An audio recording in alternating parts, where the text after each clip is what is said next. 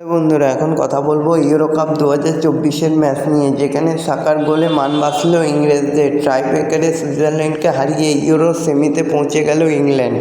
Pre quarter ফাইনালের পরে quarter ফাইনালেও পিছিয়ে পড়ে জিতল ইংল্যান্ড। টাইব্রেকারে সুইজারল্যান্ডকে হারিয়ে প্রতিযোগিতার সেমিফাইনালে জায়গা করে নিল হ্যারিকেনরা। তো বন্ধুরা, এরকমই সব ফুটবলের খবর জানতে হলে আমার চ্যানেলটিকে অতি শীঘ্রই লাইক, কমেন্ট, সাবস্ক্রাইব করতে ভুলো না ও বন্ধুদের মধ্যে প্রচুর পরিমাণে শেয়ার করে দাও, যাতে আমার 4000 ঘন্টা ওয়াচ টাইম খুব শীঘ্রই পূর্ণ হয়ে যায়। তো বন্ধুরা, ইউরো কাপে কেউ কাউকে 1 ইঞ্চি জমি ছাড়তে নারাজ। যেমন সুইজারল্যান্ড তেমনই ইংল্যান্ড, কেউ কাউকে ছেড়ে কথা বলল না। হাড্ডাহাড্ডি লড়াই হলো, কিন্তু ইংল্যান্ড প্রথমে 1 গোলে পিছিয়ে থাকলেও সেই গোল শোধ করে দেয়।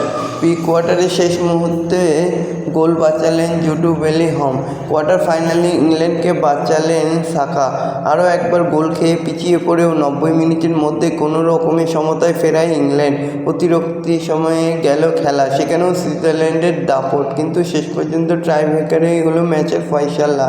সুইজারল্যান্ডকে হারিয়ে ইউরো কাপের সেমিফাইনালে উঠল ইংল্যান্ড। টাইব্রেকারের নায়ক হয়ে উঠলেন ইংল্যান্ডের গোলরক্ষক জর্ডন পিকফোর্ড। তো বন্ধুরা, এরকমই সব ফুটবলের খবর জানতে হলে আমার চ্যানেলটিকে অতি শীঘ্রই লাইক, কমেন্ট, সাবস্ক্রাইব করতে ভুলো না ও বন্ধুদের মধ্যে প্রচুর পরিমাণে শেয়ার করে দাও, যাতে আমার 4000 ঘন্টা ওয়াচ টাইম খুব শীঘ্রই পূর্ণ হয়ে যায়। ধন্যবাদ সবাইকে।